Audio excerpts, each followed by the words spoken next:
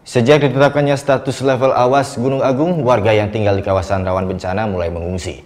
Berikut laporan dari Vera Senvia dan Dewa Priana mengenai situasi di pengungsian terbesar Gor Swecapura. Ya, tepat pada pukul 6 waktu Indonesia Tengah tadi pagi, pihak PVMBG menetapkan status Gunung Agung dari level siaga menjadi level awas. Dan ini terjadi karena memang aktivitas Gunung Agung semakin meningkat. Jika beberapa hari yang lalu terjadi erupsi freatik, maka dari pengamatan hasil PVMBG tadi malam sudah terjadi erupsi magmatik, terjadi peningkatan aktivitas Gunung Agung. Saat ini saya sudah berada di Gor Swecapura yang berada di Kabupaten Kelungkung dan menjadi tempat pengungsian terbesar. Dan untuk mengetahui perkembangan dan terupdate terkait jumlah pengungsi seperti apa, saya sudah bersama Bapak Putu Widyade selaku Kepala BPBD Kabupaten Kelungkung. Bapak bisa ceritakan Pak, untuk saat ini update pengungsi seperti apa Pak? Baik, jadi kami dengan adanya kemarin erupsi freatik itu ada peningkatan pengungsi tapi tidak begitu signifikan.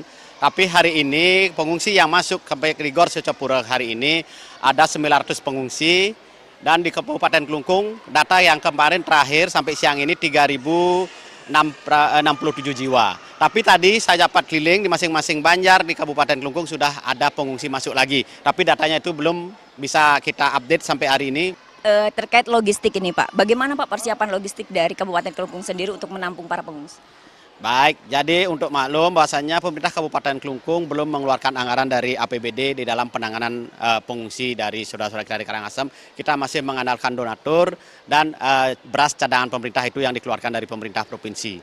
Jadi baru masalah logistik, kemarin logistik kita 4 hari yang lalu kita mempunyai stok 33 ton 175 kilo sebagai bahan logistik beras yang ada di dapur umum.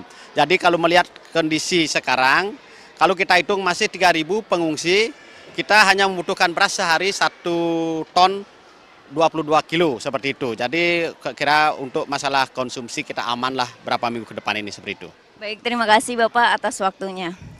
Ya, memang hingga saat ini status Gunung Agung memang masih ditetapkan menjadi awas. Namun masyarakat yang berada di kawasan rawan bencana dihimbau untuk tidak terpengaruh terkait informasi-informasi yang tidak jelas sumbernya. Vera Senvia, Dewa Priana melaporkan untuk NET.